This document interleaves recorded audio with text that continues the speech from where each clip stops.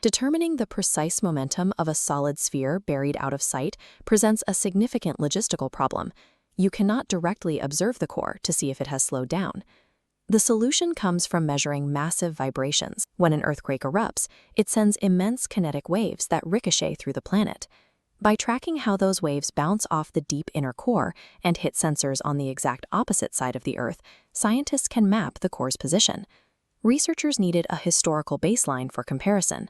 They examined older seismic data, specifically looking at ground-shaking recordings from Montana that captured 2 Soviet nuclear tests in the early 1970s. When they compared those historical readings to modern earthquakes erupting from the exact same geographical locations, the data did not align. Starting around 2009, the seismic waves returning to the surface began reflecting differently than they had decades prior.